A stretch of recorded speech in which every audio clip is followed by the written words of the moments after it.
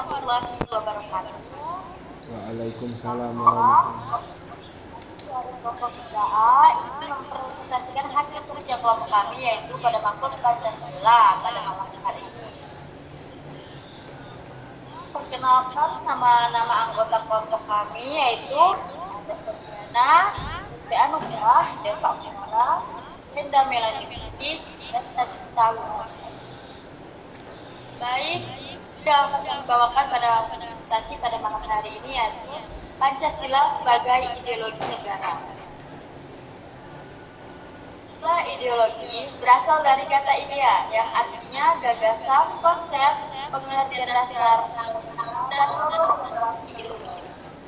Ideologi secara etimologis artinya ilmu tentang ide-ide, the science of ideas. Itu adalah tentang pengertian dasar. Namun bahasa Indonesia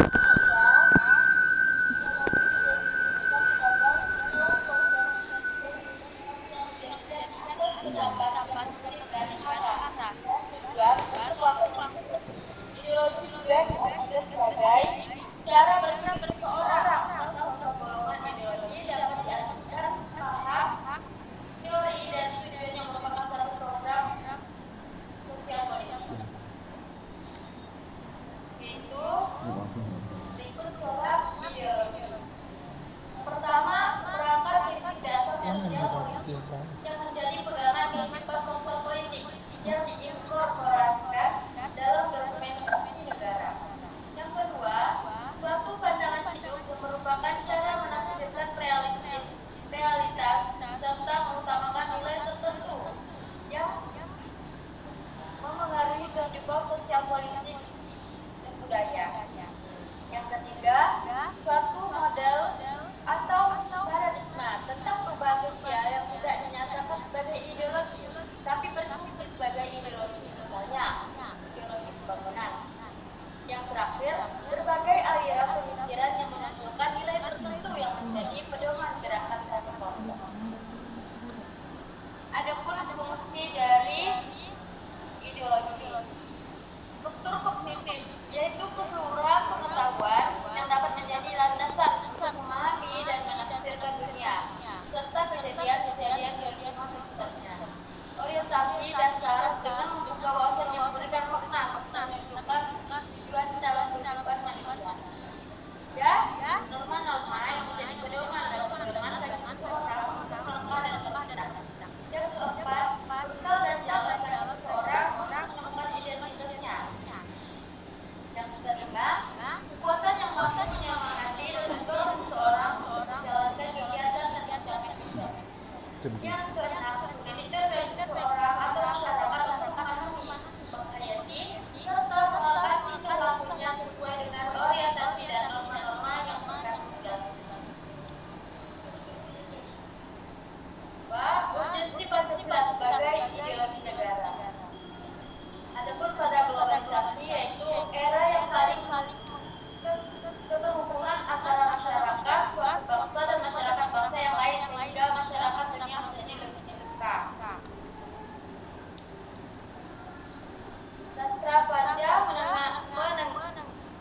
Sastra Prateja menengarai beberapa karakteristik kebudayaan global sebagai berikut. Yang pertama, berbagai bangsa dan kebudayaan menjadi lebih terlibat pada masing-masing. Kedua, pengakuan akan identitas dan keanekaragaman masyarakat dalam berbagai kelompok dengan pluralitas etnis dan religius. Tiga, masyarakat yang memiliki ideologi dan sistem nilai yang berbeda sama dan bersaing sehingga tidak ada satupun ideologi yang berpihak. Keempat, kebudayaan global merupakan sesuatu yang khas secara utuh tetapi tetap bersifat plural dan heterogen. Yang kelima, nilai hak asasi manusia, kebebasan, presi menjadi nilai-nilai yang dihayati bersama tetapi dengan interpretasi yang berbeda-beda. Adapun fase perkembangan globalisasi itu sebagai berikut. Yang pertama, fase embrio, yang mana fase embrio berlangsung di Eropa pada abad ke-15 sampai abad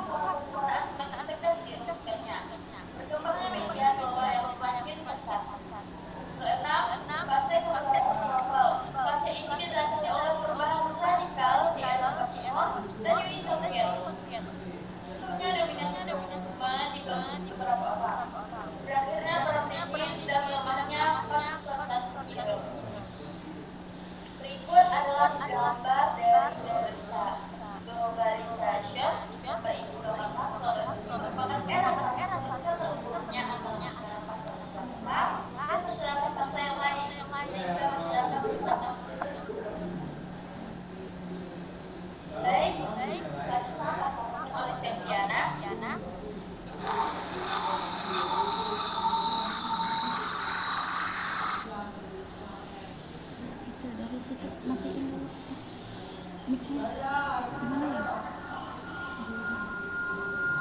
Kita aja yang menjawab ya.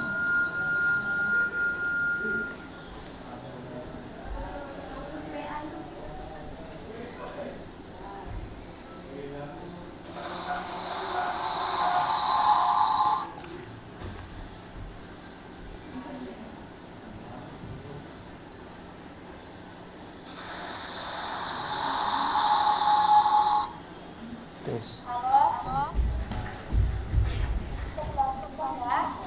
Tes. Ada deh suara gue. Suara kita ada, Cuk. Hah? Suara kita ada. Kan di laptop. Dah. Dah. Ada.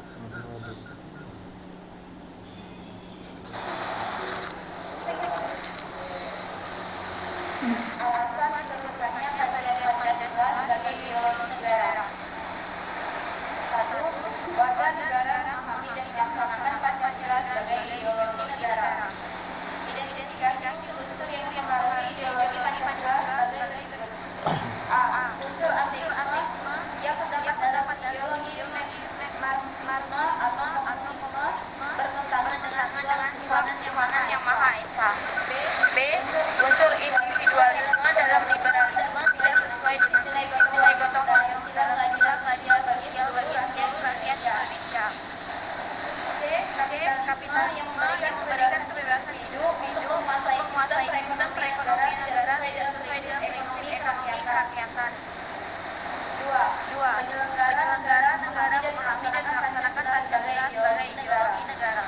Ada beberapa unsur penting dalam Pancasila sebagai orientasi kehidupan konstitusional. A. Kesediaan untuk saling menghargai dalam kekhasan masing-masing. Artinya, adanya kesepakatan untuk bersama-sama membangun negara Indonesia tanpa diskriminasi. Ini berarti bahwa Pancasila harus diletakkan sebagai ideologi yang terbuka. B. Aktualisasi 5 sila Pancasila.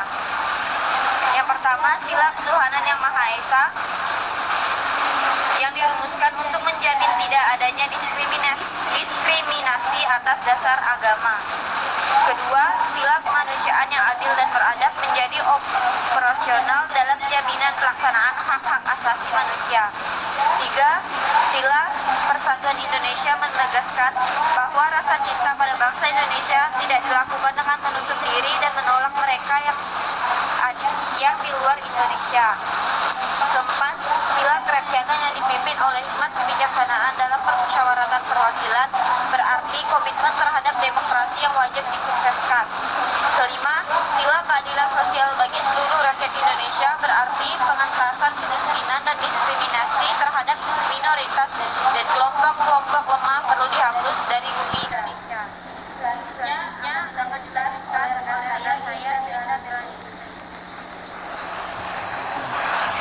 Menggali sumber historis, sosiologis, politis tentang Pancasila sebagai ideologi negara. 1. Sumber historis Pancasila sebagai ideologi negara. Kedudukan Pancasila sebagai ideologi dalam masa pemerintahan Presidenan Indonesia.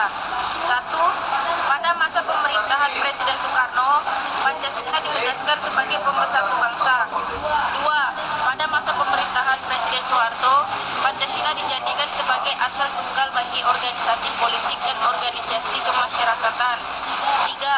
Presiden Habibie menggantikan Presiden Soeharto yang mundur pada 21 Mei 1998 atas desakan berbagai pihak. Habibie menghapus penataran P4.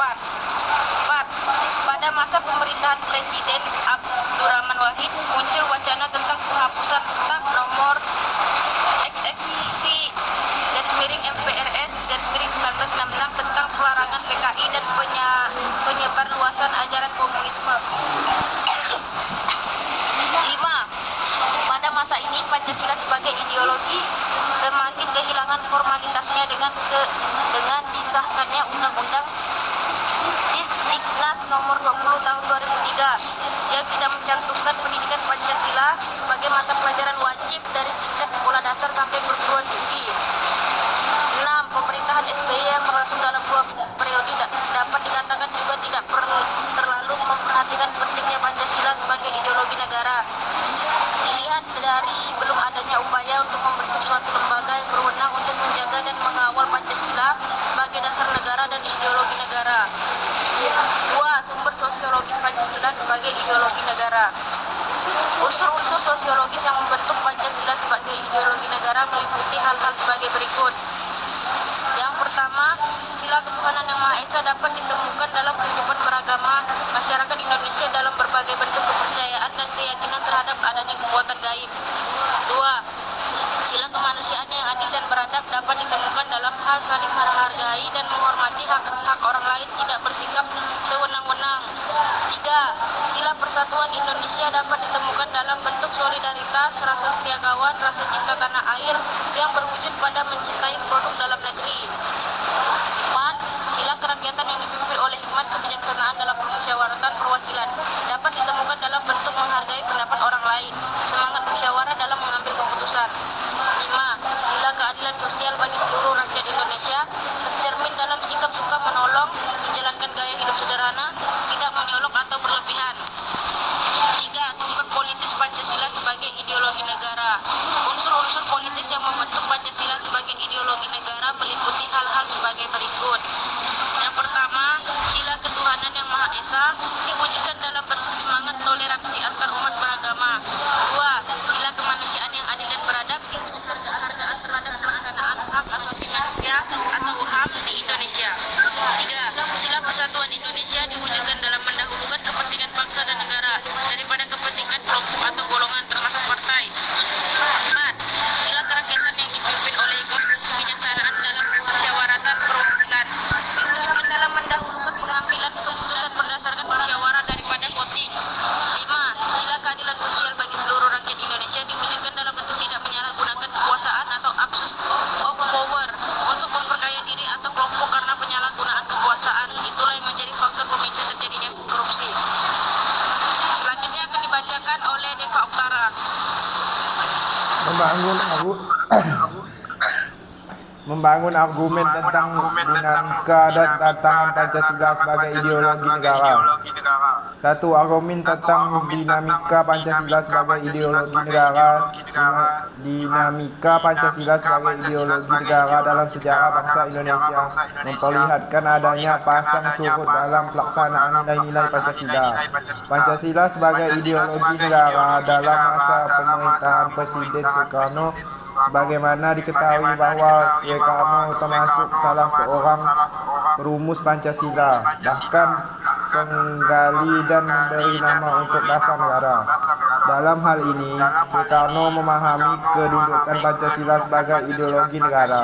Namun dalam perjalanan pemerintahannya, ideologi Pancasila mengalami pasang surut karena dicampur dengan ideologi komunisme dalam konsep Nasakom.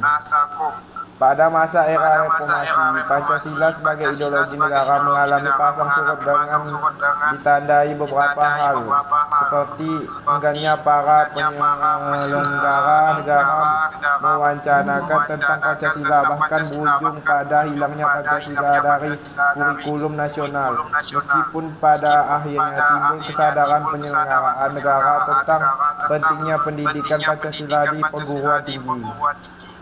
2. Argumen tentang tantangan terhadap Pancasila sebagai ideologi negara. Unsur-unsur yang memengaruhi tentang terhadap Pancasila sebagai ideologi negara meliputi faktor eksternal dan internal. Adapun faktor eksternal meliputi hal-hal berikut. A.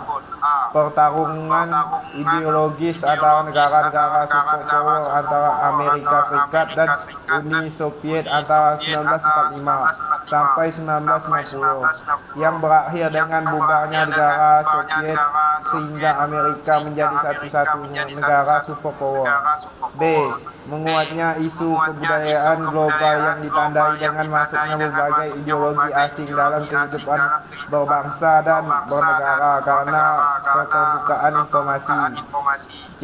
Meningkatnya kebutuhan dunia sebagai akibat pertambahan penduduk dan kemajuan teknologi sehingga terjadi eksploitasi terhadap sumber daya alam secara masif.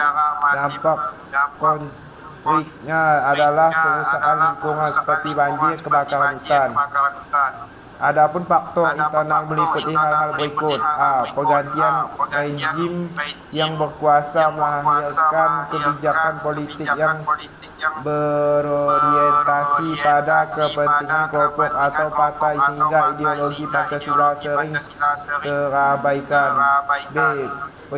Penyalahgunaan kekuasaan korupsi mengakibatkan rendahnya kepercayaan masyarakat terhadap rezim yang berkuasa sehingga kepercayaan terhadap ideologi menurun drastis.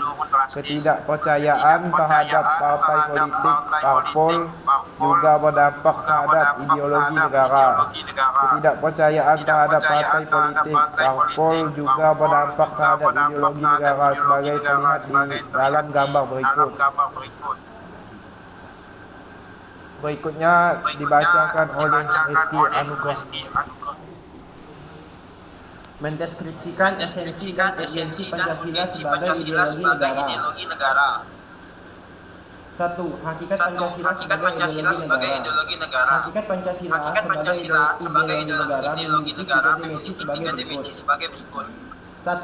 Realitas mengandung makna bahwa nilai-nilai dasar yang terkandung dalam dirinya bersumber dari nilai-nilai yang hidup dalam masyarakat. Hal ini mengandung arti bahwa nilai-nilai Pancasila bersumber dari nilai-nilai kehidupan bangsa Indonesia. Sekaligus juga berarti bahwa nilai-nilai Pancasila harus dijabarkan dalam kehidupan nyata sehari-hari, baik dalam kaitannya dengan kehidupan masyarakat maupun dalam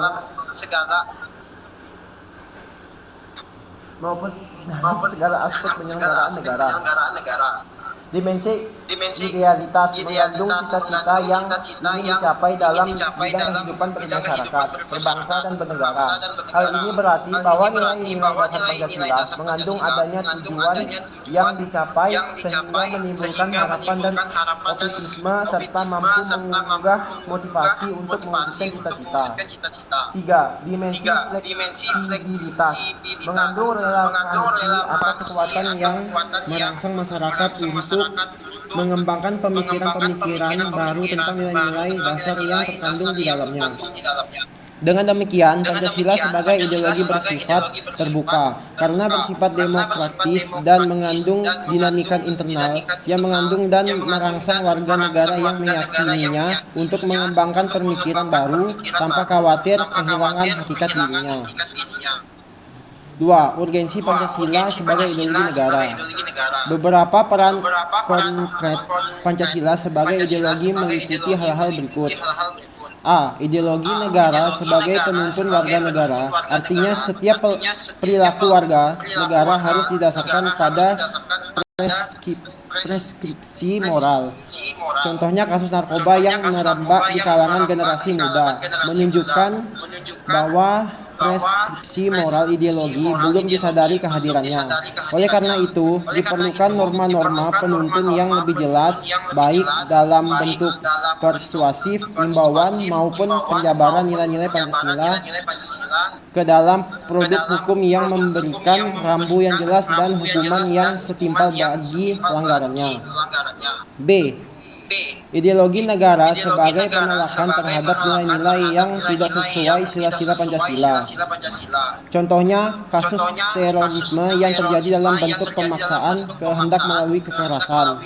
Hal ini bertentangan nilai toleransi, berkeyakinan hak asasi manusia, dan semangat persatuan. Gambar berikut ini memperlihatkan bagaimana terorisme telah merusak nilai-nilai toleransi. Sekian, terima kasih.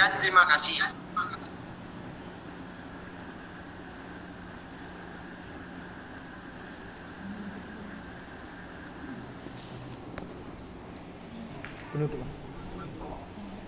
Nanti saya editnya. Woi.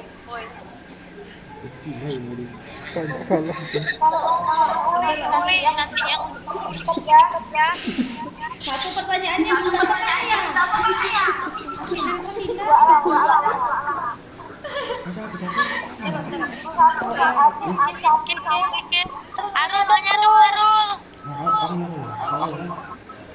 Ul nanya Ul. Aku bagus. Diputar lagi sekali terakhir ke tepi. Cowok. Baru gak? Bener gak sekarang aku baca tuh? Gija, pertanyaannya. Mana Pertanyaan dari ini. belakang? Sebutkan contoh hal yang bertentangan dengan nilai toleransi Tekan ini. Tapi pakai Aduh. siapa dia nanya? Nah, Lah, kita gimana? Masuk enggak tuh? sebutkan contoh hal yang bertentangan nilai toleransi dan keyakinan, kan? Nanti kalau langsung kasih aku ya, sepeda. Apa ya mana? Ya? Hal yang bertentangan nilai toleransi. Ya, pada keyakinan itu aja. Ya. Pertanyaannya itu pakai apa iki? Kameranya. Kan lah. Woi, siapa mau jawab? Dina aja. Jawabannya ini Dina. Contohnya itu kasus terorisme yang terjadi dalam negeri keyakinan. Macam mana soalan? Sebutkan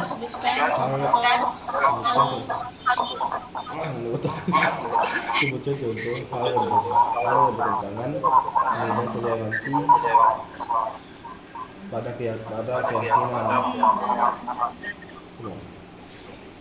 Sebutkan contoh hal yang bertentangan nilai toleransi pada keyakinan.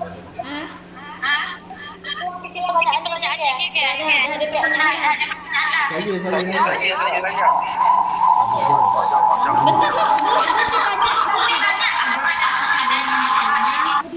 Menggema coy. Cin tanya apakah ada yang mau bertanya, nanti Adit nanya terus ya silakan Adit bertanya. Satu orang kak yang nanya. Enggak dia kayak mana dia kosong anjir. Dah lah, tapi lah. Ibu udah pakai. Dah ya. Dah. Satu. Apakah teman-teman ada yang ingin bertanya? Saya Silakan Adit. ingin bertanya tentang sebutkan contoh hal yang bertentangan nilai toleransi pada keyakinan. Tidak.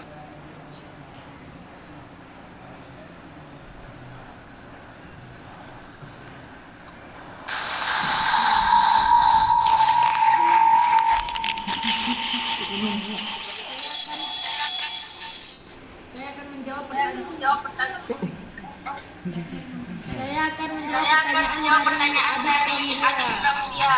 Contohnya yaitu kasus terorisme yang terjadi dalam bentuk pemaksaan kehendak melalui kekerasan.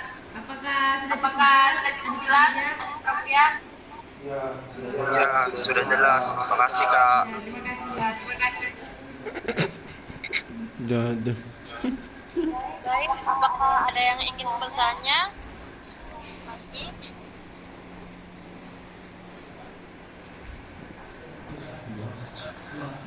Kalau tidak ada, maka presentasi pada malam hari ini akan kami tutup. Ada ya?